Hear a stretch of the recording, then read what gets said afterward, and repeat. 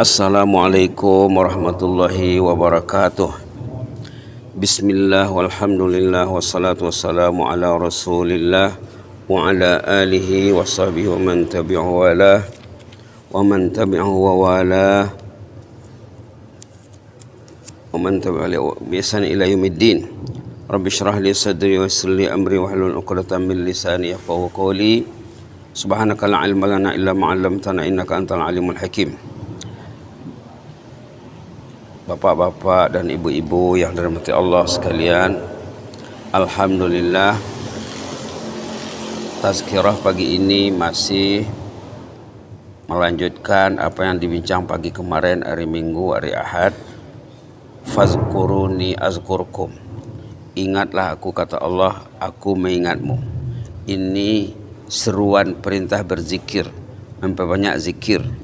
Dalam Quran kemarin sudah dibilang ayat-ayat tentang zikir, dan dilanjutkan lagi dengan ayat zikir dalam surah Al-Ahzab. Kemarin ada dibicarakan surah At-Taubah, surah Al-Hasyr dan lain-lain. Sekarang kita lihat dalam surah Al-Ahzab namanya, halaman 423, ayat 41, 42, 43, 3 ayat. Ini sangat menggembirakan sekali ayatnya. Apa kata ayat ini? A'udzubillahi minasyaitonir rajim. Ya ayyuhalladzina amanu dzkurullaha dzikran katsira wasabbihuhu bukratan wa asila. Walladzi yusalli 'alaikum wa malaikatuhu liyukhrijakum minadh dhulumati ilan nur wa kana bil mu'minina rahima. Shadaqallahul azim. Allahumma amanna bik. Allahumma amanna bika fazidna imanan ba'da iman. Wahai mereka yang beriman, berzikirlah sebanyak-banyaknya kepada Allah. Uzkurullaha dzikran katsira. Berzikirlah sebanyak-banyaknya kepada Allah. Kalau kita zikir sudah salat subhanallah 33, alhamdulillah, Allahu akbar masing-masing 33, kemudian disusul dengan tahlil. Tahlil kadang-kadang dalam 50 saja, itu perlu ditambah lagi. Kalau kita zikir sendirian secara personel perlu ditambah lagi. Orang dulu zikir la ilaha illallahnya paling kurang 2000 3000 satu hari ya. Di sini kita disuruh untuk zikran katsira, berzikir sebanyak-banyaknya. Dalam Quran perintah yang disuruh melakukan sebanyak-banyaknya adalah perintah zikir. Karena zikir tidak perlu kepada modal iman saja. Maka yang disuruh di sini orang yang beriman. Artinya apa? Orang yang beriman itu zikirnya mesti banyak. Wasabbihuhu bukratan wa asila. Bertasbihlah kepada Allah pagi sore, pagi petang. Lalu kalau kita berzikir dan bertasbih, apa hasilnya? Walladzi yusalli 'alaikum. Subhanallah. Allah melimpahkan rahmatnya. Allah memberikan rahmatnya kepada orang yang berzikir. Subhanallah. Apalagi zikir jama'i ya, berkumpul secara berjamaah bersama ahli keluarga, bersama dusana, jiran tetangga contohnya. Walladzi yusalli 'alaikum. Allah melimpahkan rahmatnya ke atas kamu yang rajin berzikir. Wa malaikatuhu. Malaikat mendoakan. Mau dapat rahmat Allah, banyaklah berzikir. Mau dapat doa malaikat, banyaklah berzikir. Kalau kita berkumpul, berzikir, bertazkirah, datang malaikat memberkati, datang malaikat menyaksikan, nanti malaikat melaporkan aktivitas zikrullah dan tazkirah itu kepada Allah Subhanahu wa taala. Intinya apa?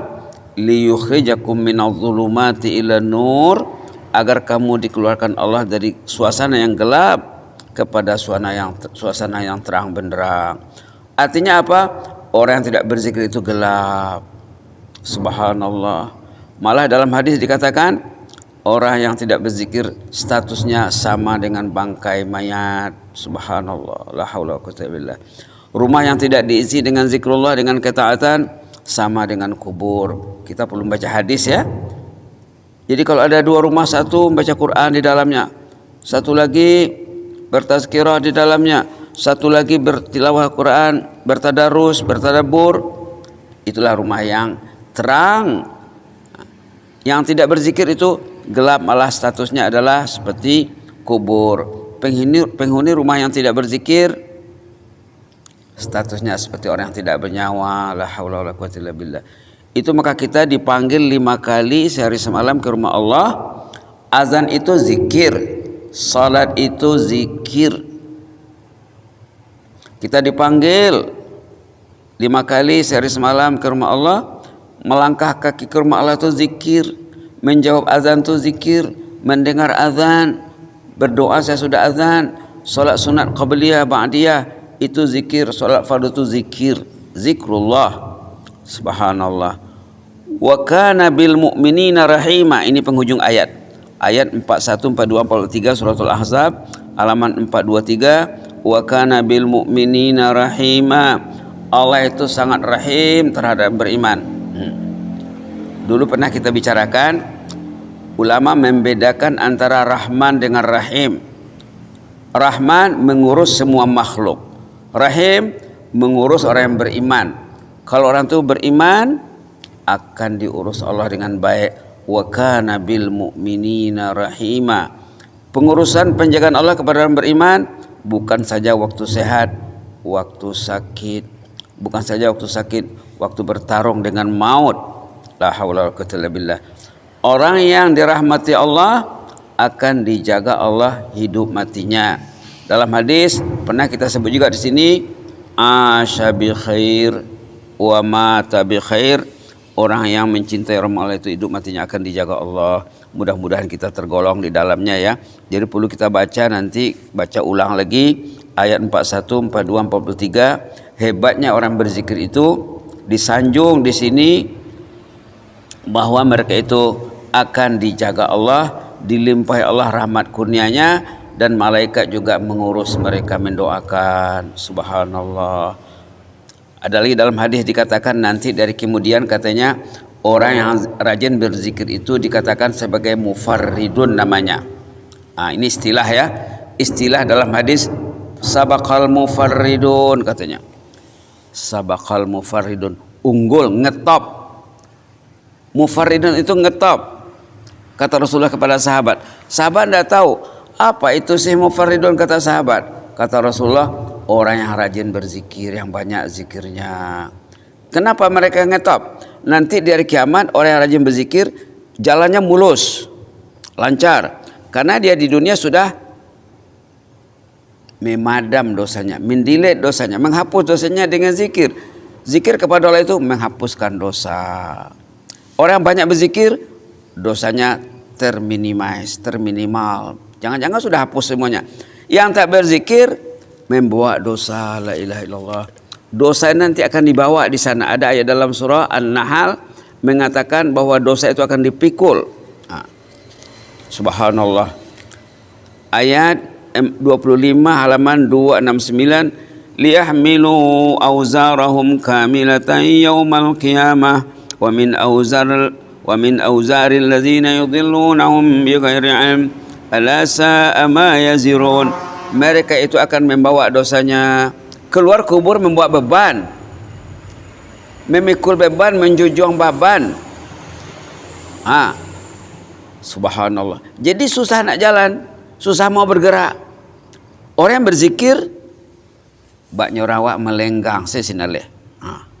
Cuma dikatakan dalam hadis, orang rajin berzikir tadi katakan mufarridun, sabak, unggul, ngetop, jalannya lancar, tidak ada beban yang mau dibawa insyaallah. Jadi jangan pernah malas memikirkan ayat yang apa tadi 152 surah Al-Baqarah. Apa katanya kemarin? Fazkuruni azkurkum. Pendek saja ayatnya ya.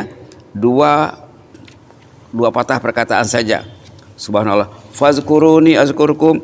Ingatlah aku akan mengingatmu, kata Allah. Halaman 23 ayat 152. Fazkuruni azkurkum. Mungkin besok dilanjutkan lagi, belum habis nih. Tidak habis sekali duduk ya, sekali perbincangan. Ini serial kedua.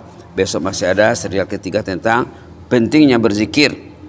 Bahayanya kalau tidak berzikir, Dan orang yang tidak berzikir itu orang yang dalam hatinya ada penyakit. Ada penyakit yang lebih bahaya dari apa saja penyakit yang kita ketahui, seperti COVID-19 ataupun Corona. Penyakitnya sangat berbahaya sekali, menjadikan orang itu malas berzikir. Zikirnya sedikit, ada disebut dalam surah An-Nisa, mungkin kita bicarakan besok. Jazakumullah khaira, inni uhibbukum fillah.